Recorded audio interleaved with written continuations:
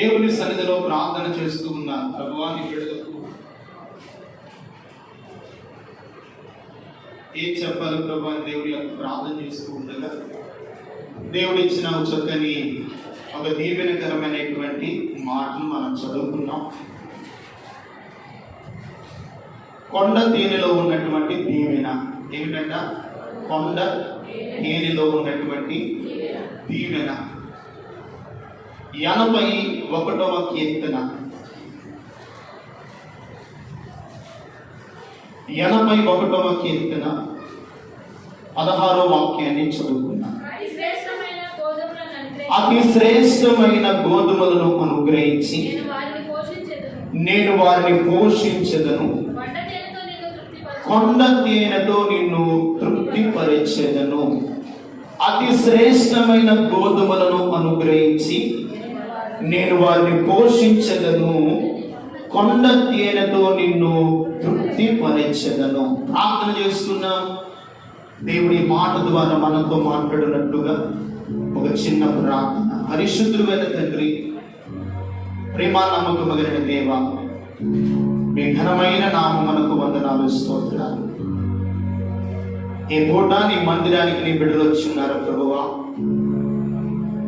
ఏ దీవెన కావాలని నీ ఎదుకు వచ్చారో, ఏ ఆశీర్వాదము పొందాలని నీ మందిరములు అడుగు పెట్టారో, ఈ చదివిన లేఖనములో ఉన్నటువంటి సారాంశాన్ని మీరు మాకు బోధించండి.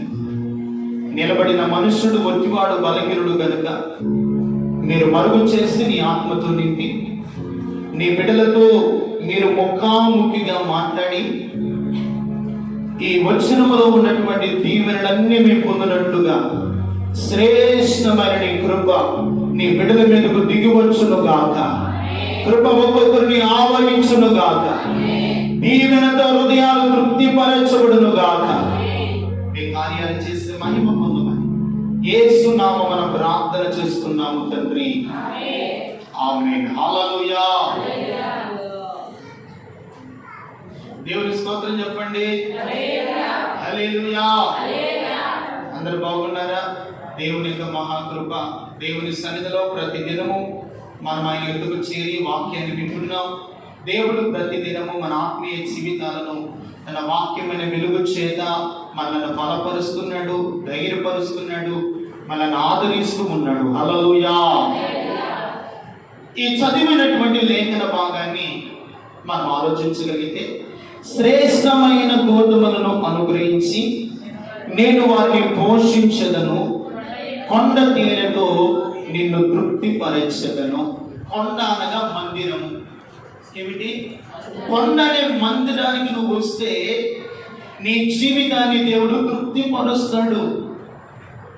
ఇంతకాలం ఏ దీవెన పొందకుండా ఉన్నావో, ఏ దీవెన అనుభవించలేకుండా ఉన్నావో, ఏ ఆశీర్వాదానికి నువ్వు దూరముగా ఉన్నావో, కొండ అనబడుతున్న దేవుని మందిరానికి మీరు వస్తే ఆయన మీ హృదయములనంట ఆయన మేలుతో మీ హృదయములను తృప్తిపరుస్తాడు. దేవునికి మహిమ కలుగునుగా. శ్రేష్టమైనటువంటి గోధుమలు, అతి శ్రేష్టమైనవి. ఇంతకాలము ఏ శ్రేష్టమైన ఆశీర్వాదం పొందుకోలేదా? ఏ శ్రేష్టమైన దీవెనకు నువ్వు పాత్రుడుగా నిలబడలేకుండా ఉన్నావా? ఈ రోజున కొండ అనబడుతున్న దేవుని ఎద్దుకు నువ్వు రాగలిగితే, కొండలో ఉన్నటువంటి కొండ తేనెతో నేను ఏం చేస్తాడు? ఆయన తృప్తిపరుస్తాడు. మన దేవుడు మనల్ని తృప్తిపరిచే దేవుడు. దేవుడు అన్ని ఇచ్చి తృప్తిపరుస్తాడు.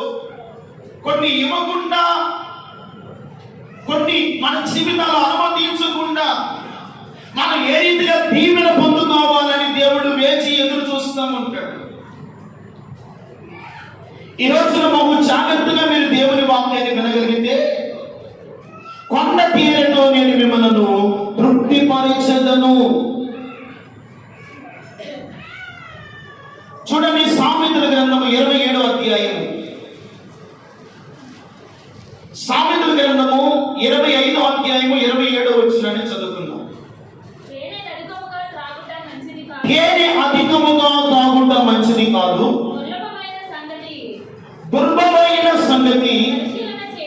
పరిశీలన చేయడం ఘనతకు కారణము.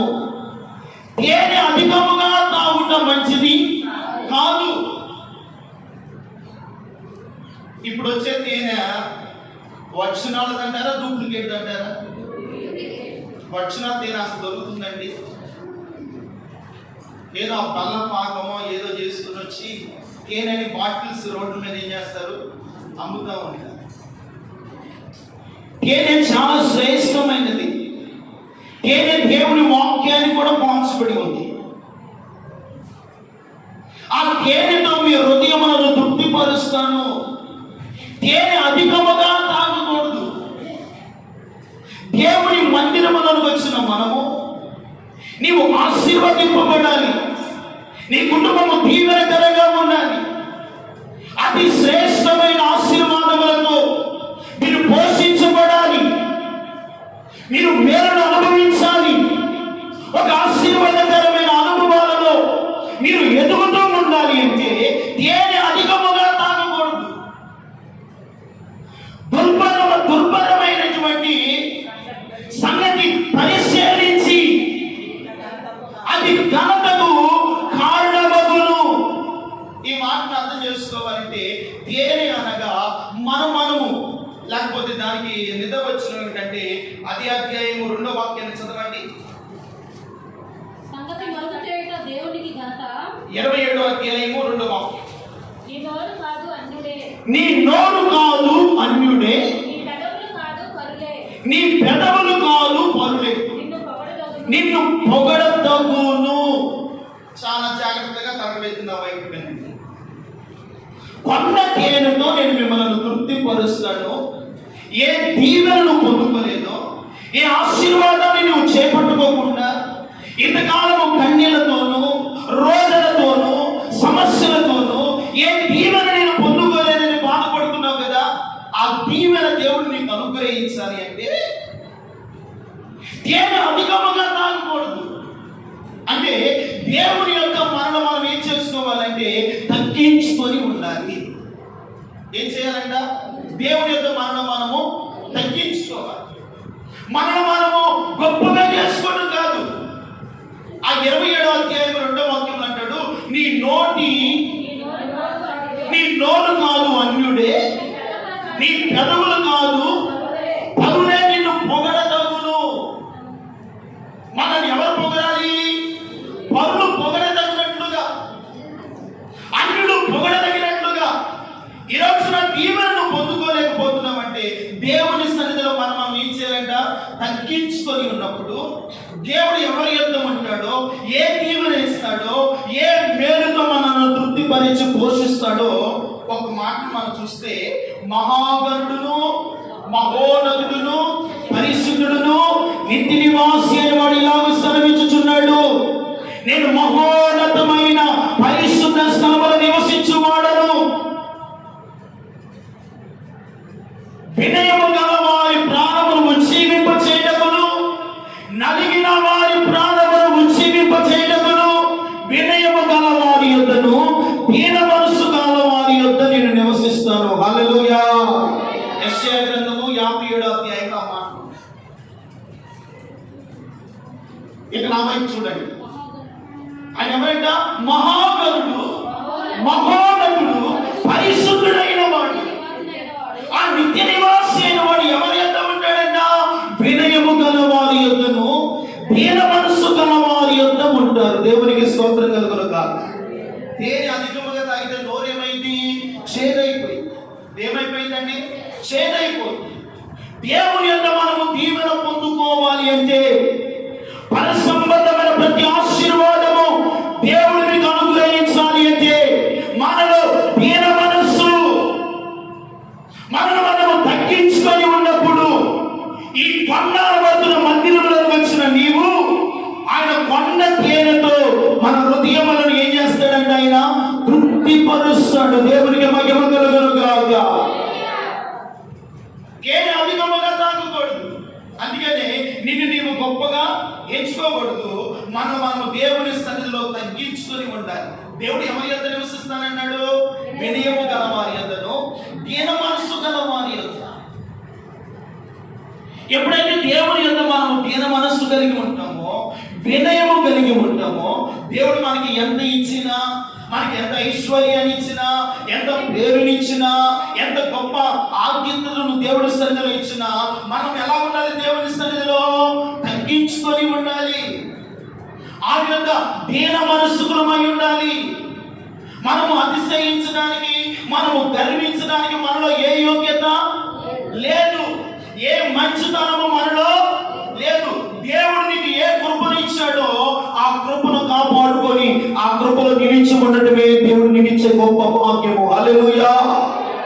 ఆ కృపలో మనం నిలిచి ఉండాలి. అప్పుడే కొండనే మందిరములో ఉన్నటువంటి ప్రతి దీవెన నువ్వు అనుభవించుదువు గాక. కొండనే దేవుని సన్నిధిలో ఉన్న ప్రతి ఆశీర్వాదము దీన మనస్సు గలవారు, వినయము గలవారు, ఆయన యొద్ద ఉన్నటువంటి మరి శ్రేష్టమైన గోధుమలతో వారిని దేవుడు పోషిస్తాడు. హల్లెలూయా. ఏం చేస్తాడంట? వారిని దేవుడు పోషిస్తాడు. అందుకనే దేవుడు మనకు ఎంత ఇచ్చినా మనము గర్వపడడానికి వీల్లేదు. దేవుడు మనల్ని ఎంత స్థానంలో ఉంచినా మనము అతిశయించడానికి లేదు. మనము దేవుని సన్నిధిలో ఎల్లప్పుడూ దీన మనస్కులమై ఆయన తగ్గించుకొని ఉండాలి. హల్లెలూయా. అందుకనే తను తాను తగ్గించుకున్న ప్రతి వాడు హెచ్చించబడతాడు, హెచ్చించుకున్న ప్రతి వాడును తగ్గించబడతాడు. అందుకనే ఆయన ఎవరి ప్రాణాన్ని ఉజ్జీవింపజేస్తాడంట? వినయము గల వారి ప్రాణమును, దీన మనస్సు గల వారి యొక్క ప్రాణమును ఆయన ఏం చేస్తాడు? ఉజ్జీవింపజేస్తాడు. వారి యొద్ద నివసిస్తాడంట. హల్లెలూయా. దేవుడు మనలో నివసిస్తే, ఆయన మనతో ఉంటే ఏదైనా పొదువు ఉండిద్దండి. ఆయన మనతో ఉంటే ఏదైనా పొదువు ఉండిద్దా? ఆయన మనతో ఉంటే ఏ ఆపదైనా మనకు వస్తుందా? ఆయన మనతో ఉంటే, మన ఇంటిలో ఉంటే, మన హృదయంలో ఉంటే ఏ కీడైనా మనకు వాకిల్లుతుందా? అవదు. ఎందుకంటే ఆయన దీన మనస్సు గల వారి యొద్ద నివసించే దేవుడు, ఆయన వినయము గల వారిలో నివసించే దేవుడు, వారి ప్రాణమును ఉజ్జీవింపచేయగలిగిన దేవుడు, వారి ప్రాణమును బలపరచగలిగిన దేవుడు, వారి ప్రాణమును తృప్తిపరిచిన దేవుడు. ఏం చేస్తాడంటే వారి ప్రాణమునైనా తృప్తిపరుస్తాడు. అందుకనే మనుషులమైనటువంటి మన జీవితాల్లో కొన్ని సందర్భాల్లో మనము గొప్ప చేసుకుంటా ఉంటాం, మనము పొగుడుకుంటా ఉంటాం. అందుకనే మనం కాదంట, అన్యులే నిన్ను పొగడదగును. అన్యులంటే మన గురించి మన సాక్ష్యము దేవుడు ఇవ్వాలి. ఇంకా మన గురించి సాక్ష్యము ఇతరులు, పరులు మన గురించి ఏం చెప్పాలి? సాక్ష్యం ఇవ్వాలి. పలానా కుటుంబం అండి భక్తి గల కుటుంబం అండి, పలానా వ్యక్తులండి దేవుని సన్నిధికి వెళ్తారు, చాలా యథార్థంగా ఉంటారు. పలానా కుటుంబం అండి దేవుని సన్నిధిలో చక్కగా ఆరాధిస్తూ ఉంటారండి. మన బట్టి మనం సాక్ష్యం చెప్పుకోవాలా? ఇతరులు మన గురించి ఏమి ఇవ్వాలి? సాక్ష్యం ఇవ్వాలి. అప్పుడు దేవుడు అంట మన జీవితాలను బట్టి, మన యొక్క ఆత్మీయ స్థితిని బట్టి, మనలో ఉన్న ప్రతి శ్రేష్టమైన ఆ కృపను బట్టి కొండ తేనెతో మన హృదయాలను దేవుడు ఏం చేస్తాడంట? తృప్తిపరుస్తాడు. అందుకనే దేని అధికముగా మనము తాకకూడదు. అందుకని మనము గొప్పగా దేవుని సన్నిధిలో ఎన్నడూ కూడా హెచ్చించుకోకూడదు. దీన మనసులమై ఉన్నప్పుడు ఆయన మనలను శ్రేష్టమైన గోధుమలతో మనల్ని ఆశీర్వదిస్తాడు. హల్లెలూయా. శ్రేష్టమైన ప్రతి ఆశీర్వాదాన్ని దేవుడు ఇస్తాడు. ఇంతకాలము దేవుని యొద్దకు వస్తున్నాం, ఈ ఆశీర్వాదము పొందలేని స్థితిలో ఉన్నావా? ఈ ఆత్మీయ స్థితిలో ఒక అభివృద్ధిని చూడలేని స్థితిలో ఉన్నావా? నీకున్నటువంటి పరిస్థితుల నుండి అదే పరిస్థితుల్లో కృంగి, నిరాశలో, నిస్పృహలో, వ్యాధులతోను, బాధలతోను, కన్నీళ్లతోనే నీ జీవితాన్ని నడుపుకొచ్చు వస్తున్నావా? ఈ రోజున దేవుడు అంటున్నాడు, అతి శ్రేష్టమైన గోధుమలతో మిమ్మల్ని నేను పోషించబోతున్నాను, కొండ తేనెతో మిమ్మల్ని తృప్తిపరుస్తాను. నేను మీ యొద్ద నివసించాలి అంటే మీరు నా యొద్ద ఎలా ఉండాలంటే దీన మనసుకులై ఉండండి, వినయము గలవారై ఉంటే నేను మిమ్మల్ని ఉజ్జీవింపచేయడం మాత్రమే కాదు, మేలుతో మీ హృదయములను నేను తృప్తిపరచెదను. హల్లెలూయా. ఆయన యొద్ద మనం తగ్గించుకుని, ఇప్పుడు దానియేలు విశ్వాసం కలిగిన వాడు. ఎటువంటి వాడండి? దానియేలు, షడ్రకు, మేషకు, అబేద్నెగో ఇటువంటి వారు విశ్వాసము. వారికి విశ్వాసం ఉంటే సరిపోదు. ఆ విశ్వాసాన్ని ఎలాగూ క్రియారూపంగా చూపించాడంటే, అగ్ని గుండములోనికి వెళ్ళకపోయినా వారు చెప్పాడు, మా దేవుడు మమ్మల్ని రక్షించుటకు సమర్థుడు. అనగానే రాజుకి ఏమొచ్చింది? కోపం వచ్చింది. అగ్ని గుండంలో వేశారు. వారి విశ్వాసం ఎలాగంటే ప్రియమైన వారా, అగ్ని గుండంలో వెళ్ళక మునిపే కాదు, అగ్ని గుండంలోనికి వెళ్ళి కాలకుండా బయటకు వచ్చారు. చూస్తామా? అదే పరిపూర్ణమైన విశ్వాసము. హల్లెలూయా. విశ్వాసం ఉంది. ఆ విశ్వాసము క్రియారూపంగా మనం చూపించాలంటే, అగ్ని గుండంలో పడవేసిన అగ్ని కూడా వారిని ఏం చేయలేదు? కాల్చి వేయలేదు. ఏ అగ్ని వాసన కూడా వారికి అంటలేదు. వారి విశ్వాసాన్ని చూసి ఆ రాజు అంటున్నాడు, దానియేలు, షడ్రక్, మేషక్, అబేద్నెగో దేవుడే నిజమైన దేవుడిని సాక్ష్యం ఇచ్చాడు. హల్లెలూయా.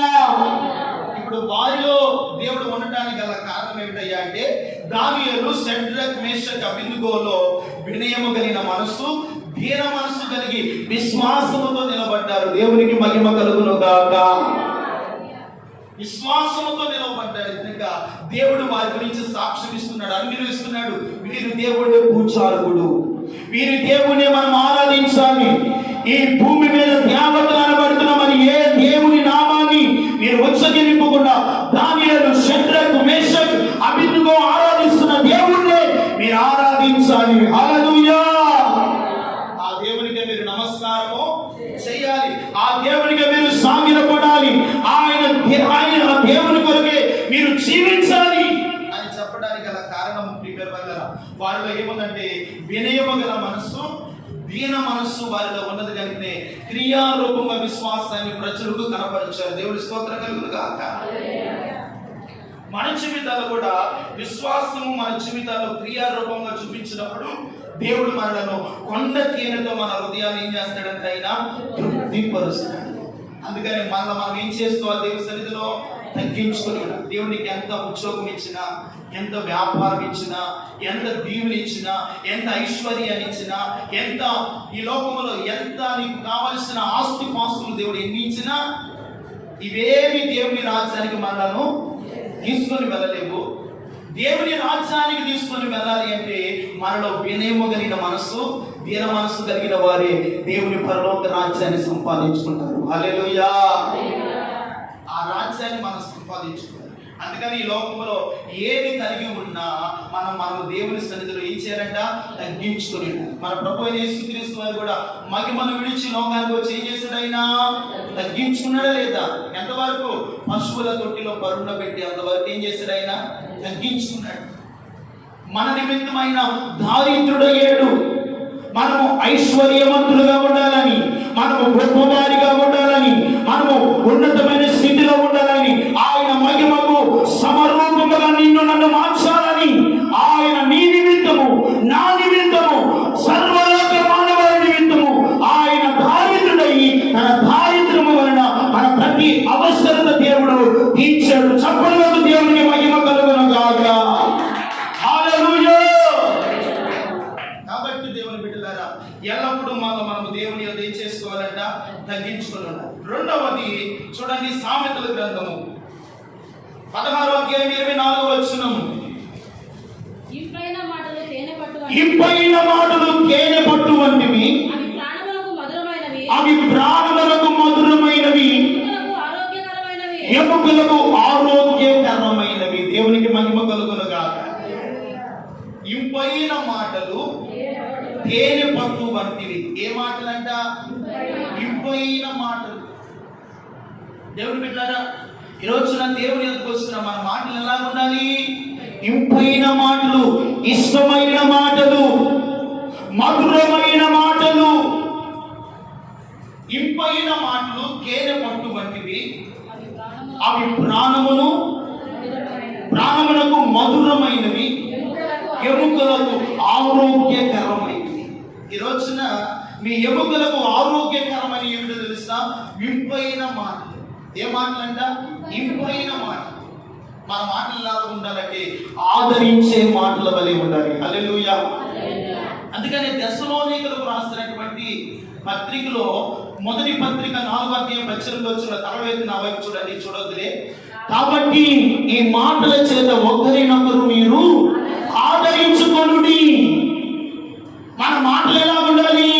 ఆదరించే మాటలు, ఇంపైన మాటలు తేనె పట్టు వంటివి, అవి ప్రాణములకు మధురము, ఎముకలకు ఆరోగ్యకరమైనవి. ఏ మాటలు?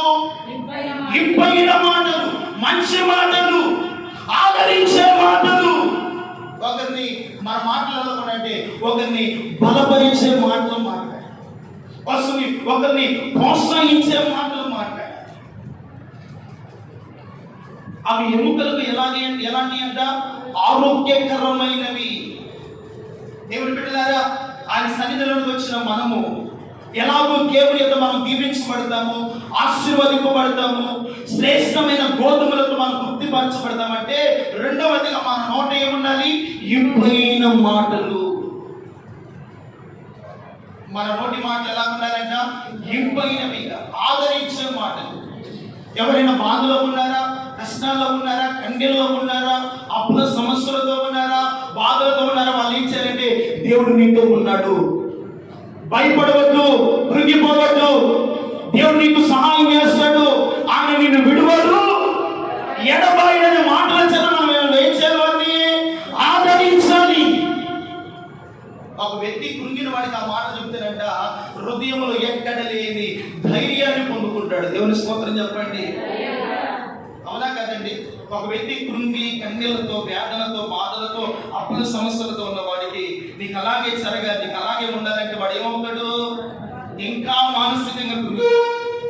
అయితే అలాంటి వాడి దగ్గరికి వెళ్ళి ఇంపైన మాటలు, దేవుని గురించిన మాటలు, భయపడవద్దు, ధైర్యంగా ఉండు, దేవునికి సహాయం చేస్తాడమ్మా, దేవుడు నిన్ను ఆదుకుంటాడు, ఇదిగో ఈ పరిస్థితుల్లో నువ్వు కృంగిపోనక్కర్లేదు, ఇదిగో దేవుని సన్నిధిలో ప్రార్థన చేద్దాం, దేవుడు మనతో ఉన్నాడు, ఆయన నిన్ను చెయ్యి విడిచిపెట్టేవాడు కాదు అంటే ఆ వ్యక్తికి ఎక్కడ లేనంత కొండంత ధైర్యం వస్తుందండి. హల్లెలూయా. అవునా కదా? కొండంత ధైర్యం ఉంటుంది. ఏమి లేకపోయినా ఆ మాటలు ఎదుటి వారిని ఆదరిస్తాయి. హల్లెలూయా.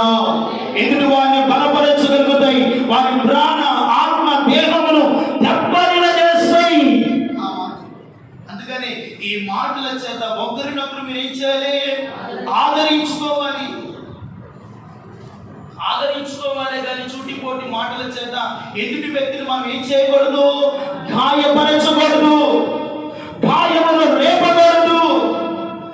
కృంగిపోయిన వాడిని ఇంకా దిగజార్చే స్థితిలో మనం ఉండకుండా వారిని ఏం చేయాలని? ఇంపైన మాటల చేత వారిని మనము ఆదరించాలి. అందుకని ఇంపైన మాటలు తేనె పట్టు వంటివి, అవి ప్రాణమునకు మధురమైనవి, ఎముకలకు ఆరోగ్యకరం. నీ ఎముకలకు ఆరోగ్యకరమైన ఏమిటో తెలుసా? నీ మాటలే మన జీవితాలకు ఆరోగ్యకరమైనవి. దేవుని స్తోత్రం కలుగునుగా. మన నోట ఏ మాటలు ఉండాలంటే దేవుని సంబంధమైనటువంటి మాటలు ఉండాలి.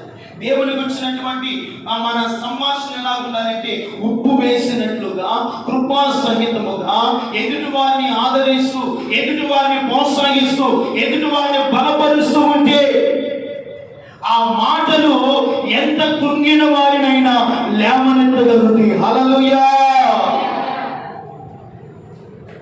ఇప్పుడు వచ్చిన యేసయ్య మాటలు మనలను ఎంతగా ఆదరిస్తున్నాయో, ఎంత బలపరుస్తున్నాయో, ఎంత ధైర్యాన్ని ఇస్తున్నాయో, మనం కూడా ఎదుటి వారికి దేవుని మాటల చేత వారిని ఏం చేయాలి?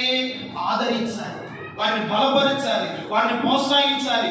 ఒకవేళ బలహీనుడైతే వారిని బలపరిచి దేవుని వాక్యాన్ని చెప్పి దేవుని సంఘం అనే తోటలో నిలబెట్టాలి. హల్లెలూయా.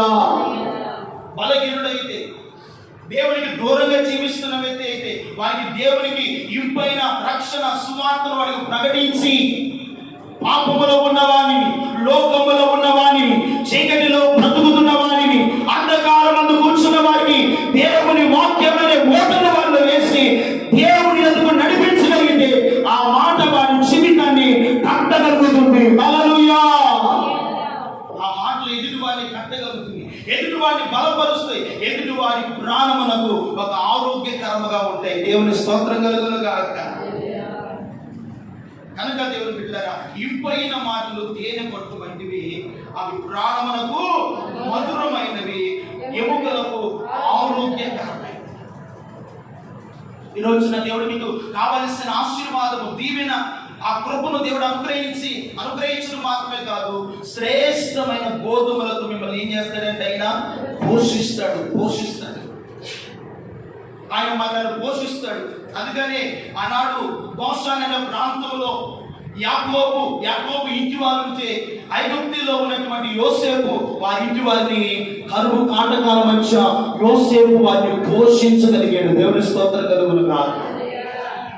మన దేవుడు ఎవరంటే మనల్ని పోషించే దేవుడు, మనల్ని ఆదరించే దేవుడు, మనను మేలుతో తృప్తిపరిచే దేవుడు. హల్లెలూయా. మూడవదిగా చూస్తే ఇర్మియా గ్రంథము 41వ అధ్యాయం 8వ వాక్యం. అయితే వారిలో 10 మంది మనుషులు ఇష్మాయేలుతో దాచబడిన గోధుమలు, ఇదిగో వారు చెప్తున్నారు మా యొద్ద ఏమని అంటే, పొలములో దాచబడిన గోధుమలు, యావలను తైలమును, తేనె మొదలైన ద్రవ్యములు మాకు కలవు, మమ్మను చంపకుమని వారి సహోదరులతో కూడా వారిని చంపగా మానెను. తరల వెళ్తి నా వైపు చూడండి. లేకపోతే అదే మొదలు వచ్చిన కూడా చదవండి. నెతన్యా కుమారుడును, రాజవంశస్థుడును, రాజు యొక్క ప్రధానులలో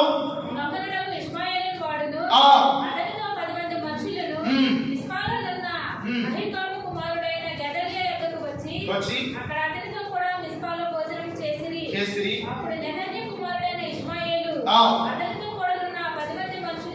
లేచి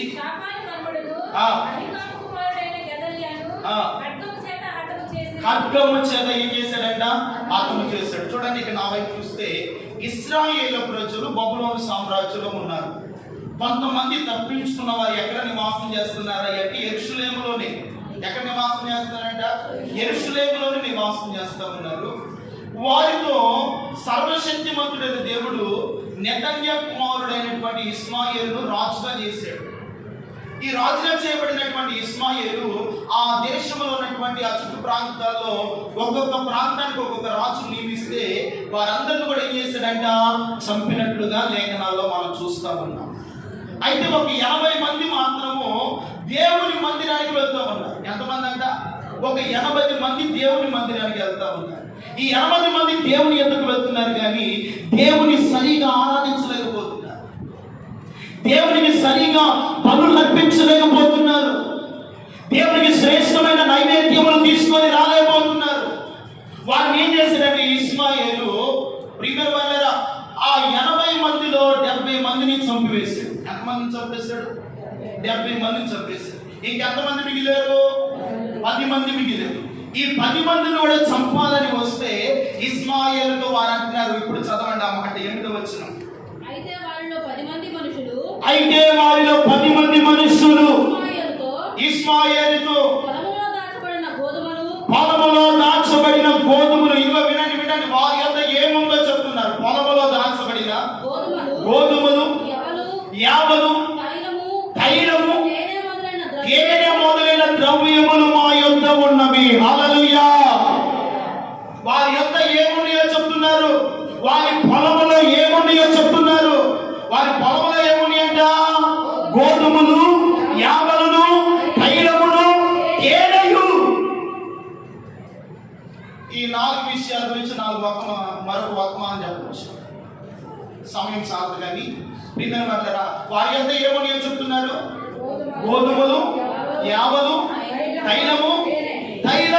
దేవుని అభిషేకానికి గుర్తు.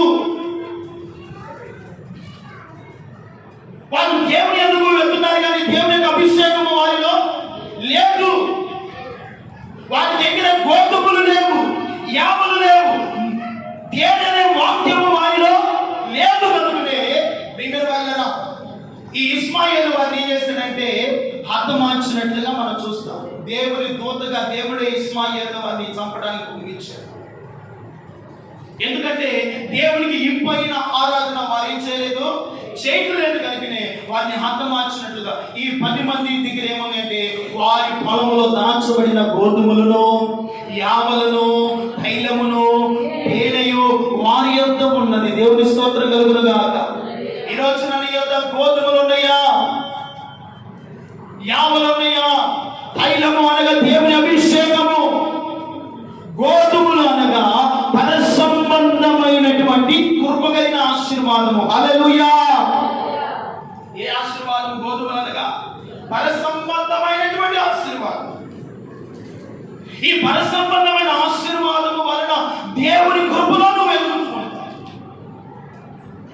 ఈ గోధుమలు అనబడుతున్న పర సంబంధమైన ఆశీర్వాదమును పొందాలి అంటే నీవు దేవుని కృపలో వర్ధిల్లుతూ ఉండాలి. హల్లెలూయా. ఈ రోజున మనం ఈ రీతిగా కాపాడబడుతూ క్షేమముగా ఉంటూ మంచి ఆహారము తింటూ మంచి వస్త్రాలు ధరించుకుంటామంటే ఎవరి కృప? దేవుని కృప వల్ల మాత్రమే. ఈ రోజున ఒక పర సంబంధమైన దేవుని కృప, ఒక ఆత్మ సంబంధమైన దేవుని వరము చేత, దేవుని ఆత్మ చేత, దేవుని కృప చేత నడిపించబడాలి అంటే దేవుని కృపలో మనం నిలిచి ఉండాలి. ఈ రోజున కృప సంఘములో కూర్చున్న మనందరి మీద కాదు, అన్నిటి మీద కూడా దేవుని మీద దేవుడు ఏమిచ్చాడు?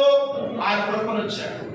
అయితే ఈ అన్యుడి మీద 10% దేవుని కృప ఉంటే మీ మీద నా మీద 50% దేవుని కృప ఉండాలి. హల్లెలూయా. ఎందుకంటే మనం ఆరాధిస్తున్న దేవుడు ఎటువంటి వాడు తెలుసా? మన యొద్ద ఆయన చూసేది గోధుమలను చూస్తున్నాడు. గోధుమలు అనగా పర సంబంధమైనటువంటి ఆత్మీయ స్థితిని చూస్తున్నాడు. హల్లెలూయా. ఈ ఆత్మీయ స్థితి నీలో ఎదుగుతూ ఉంటే, ఆశీర్వాదకరంగా ఉంటే, దీవెనకరంగా ఉంటే ఆయన కృపలో నీవు అధికముగా దీవింపబడతావు. దేవుని స్తోత్రం కలుగును గాక. నీ మీద కృప ఉన్నప్పుడు దేవుడు ఆ కృపలో నిన్ను ఏది తక్కువ చేయడు. ఆ కృప నిన్ను ఉద్యోగం కానీ, వ్యాపారం కానీ, నువ్వు చేసే చిన్న పని కానీ, ఆ కృప ఆత్మ సంబంధమైనటువంటి గోధుమలతో నువ్వు ఎదుగుతూ ఉంటే ఆ చిన్న ఉద్యోగమైన దేవుడు దీవిస్తాడు. హల్లెలూయా. నువ్వు చేసే చిన్న పని అయిన ఆ పనిలో దేవుడు ఏమిస్తాడు? ఆశీర్వాదాన్ని కలుగు చేస్తాడు. రెండవది యావలు. యావలు అనగా దేవుని వాక్యానికి గుర్తుగా ఉన్నాయి. మూడవదిగా అక్కడ ఏంటి? తైలము. ఏమిటంట? తైలము. దేవునికి అభిషేకం అనే తైలముతో నింపబడుతూ ఉంటే దేవుని కృప నీ మీద అధికముగా విస్తరిస్తూ ఉంటుంది. హల్లెలూయా. దేవుని ఆత్మ చేత నింపబడే తైలము కావాలి. దేవుని ఆత్మలో వర్ధిల్లే తైలము పొందుకోవాలి మనము. నాలుగవదిగా అన్నాడు తేనె. ఏమిటంట? తేనె అనగా దేవుని వాక్యానుసారమైన జీవితం. ఇటువంటి జీవితం అంట దేవుని వాక్యానుసారమైనటువంటి జీవితం. దేవుని వాక్యానుసారమైన జీవితము నీలో, నాలో, మనలో ఉన్నప్పుడు ప్రియమైనవారా, ఆయన కొండ తేనెతో మనల్ని ఏం చేస్తాడు? తృప్తిపరుస్తాడు. శ్రేష్టమైన గోధుమలతో ఆయన నిన్ను పోషిస్తాడు. నీకు కావలసిన సిరి సంపదలు దేవుడు ఏది కావాలో ఆయనను అనుభవిస్తాడు. ఎప్పుడైనా అంటే తేనె అనే వాక్యానుసారమైన జీవితం మనలో ఉండాలి. ఈ తేనె వాక్యానుసారమైన జీవితం ఏం చేస్తుందో తెలుసా? మనకు భక్తులను చూపిస్తాం. ఈ తేనె వాక్యానుసారంగా వాక్యం చదవడం వలన, ప్రార్థన చేయడం వలన, దేవుని మందిరానికి రావడం వలన, వాక్యము వినటం వలన వాక్యానుసారమైన అనుభవాలు మనలో వస్తాయి. హల్లెలూయా. ఆ వాక్యానుసారమైన అనుభవాలు ఏం చేస్తాయంటే యోసేపు శ్రమ వచ్చినప్పుడు ఎలాగో నిలబడ్డాడో, దానియేలు కష్టం వచ్చినప్పుడు ఎలాగో ప్రార్థన చేశాడో, దావీదు తనకు వచ్చినటువంటి ఇబ్బంది పరిస్థితుల్లో దేవుని పాదాలు ఎలాగో పట్టుకున్నాడో, దేవుని వాక్యము చదువుతుంటే ఆ భక్తులు మనకేం చేస్తారంటే జ్ఞాపకం వస్తారు. దేవుని స్తోత్రం కలుగునుగా. నీకు వచ్చే శ్రమల వారిని జ్ఞాపకం చేసుకొని ఆ రీతిగా నువ్వు ప్రార్థన చేస్తూ, ఆ రీతిగా నీ విశ్వాసాన్ని బలపరుచుకుంటూ, ఆ రీతిగా నీ ఆత్మీయ జీవితాన్ని పెంపొందించుకుంటూ, ఆ రీతిగా దేవుని కృపలో మీరు ఎదుగుతూ ఉంటే వచ్చే ప్రతి కీడు, ప్రతి శోధన, ప్రతి బాధలు, ప్రతి సమస్య నుండి దేవుడే మిమ్మలను తప్పించునుగాక. దేవుడే మిమ్మలను కాపాడునుగాక. ఆయన కొండ తేనెతో మీ హృదయములను తృప్తిపరచునుగాక. ఏం చేస్తాడు ఆయన? ఆయన ఆయన తృప్తిపరుస్తాడు. అందుకనే తేనైన వాక్యం ఎక్కడున్నది? మన హృదయంలో ఉన్నది. ఈ తేనైన వాక్యము మన హృదయంలో ఉన్నప్పుడు ఈ కొండని దేవుని మందిరంలోకి వచ్చినప్పుడు ఆయన మందిరముల దీవెనలన్నీ మనం పొందుకుంటాం. దేవుని స్తోత్రం కలుగునుగా. అందుకని ప్రతిరోజు దేవుని మందిరానికి రండమ్మా, దేవుని వాక్యాన్ని వినండి, దేవుని సన్నిధిలో ఆత్మీయంగా మీరు బలపరచబడండి, దేవుని వాక్యానుసారంగా జీవించండి అని చెప్తాను. గల కారణం ఏంటో తెలుసా? వాక్యానుసారమైన జీవితమే పరలోక రాజ్యానికి మనల్ని తీసుకుని వెళ్తుంది. హల్లెలూయా. ఈ లోపల ఎంత భక్తి చేసినా, ఎంత దేవునికి ఎన్ని దేవునికి ఇచ్చినా, ఎంతగా మనం ప్రయాసపడినా, వాక్యానుసారమైన జీవితం లేకపోతే దేవుని రాజ్యానికి మనము వెళ్ళలేము. దేవుని రాజ్యానికి మనం వెళ్ళాలంటే ఈ భూమి మీద బ్రతికి ఉండగానే ఇది ఆయన యొద్ద మనం ఎలా ఉండాలంట? వినయ మనసుతోనూ దీన మనసుతోనూ ఆయన యొద్ద ఉన్నప్పుడు ఆయనలో ఉన్న దీవెన మనం పొందుకుంటాము. హల్లెలూయా. రెండవది, మన మాటలు ఎలా ఉండాలి? ఇంపైన మాట. ఎలా ఉండాలంటే మన మాటలు ఇంపైనగా, అంటే ఎదుటి వారిని ఆదరిస్తూ, బలపరుస్తూ, వారిని ప్రోత్సహిస్తూ దేవునిలో బలపరిచే మాటలు ఉన్నప్పుడు ఆ మాటలు ఎదుటి వారిని ఏం చేస్తాయంటే కృంగిన వారిని కూడా లేవనెత్తుతాయి. దేవుని స్తోత్రం కలుగునుగా. మూడవదిగా మన యొద్ద ఏముండాలి? యావలు గోధుమలను చెప్తున్నారు, మా యొద్ద పొలములో దాచబడిన గోధుమలను, యావలను, తైలమును మా యొద్ద ఉన్నది. హల్లెలూయా. ఇవి క్రైస్తవుల్లో ఉంటే ఆయనలో ఉన్న ప్రతి ఆశీర్వాదము పొందుకుంటాడు. హల్లెలూయా. ఆయనలో ఉన్న ప్రతి దీవెనను అనుభవిస్తాడు.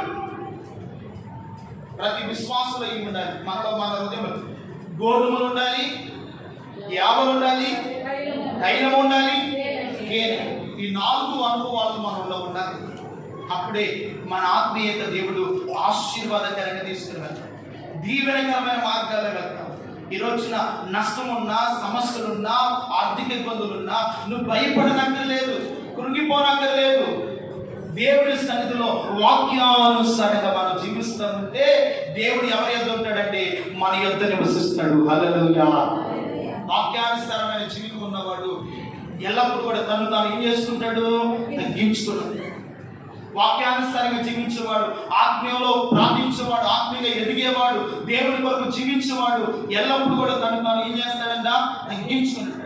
ఎంతగా మనం తగ్గించబడతామో దేవుడు అంతగా మనం హెచ్చిస్తాడు. హల్లెలూయా.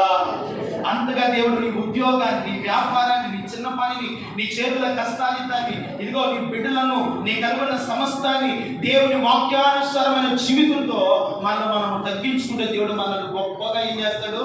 దీవిస్తాడు, ఆశీర్వదిస్తాడు. ఆయన కృప మన మీద అధికముగా నిలిచి ఉంటుంది. హల్లెలూయా. అందుకని శ్రేష్టమైన గోధుమలను అనుగ్రహించి నేను వారిని పోషించేదను, పండ తేనెతో నేను వారిని తృప్తిపరిచాను. దేవుడు మనల్ని ఏం చేసేవాడంట?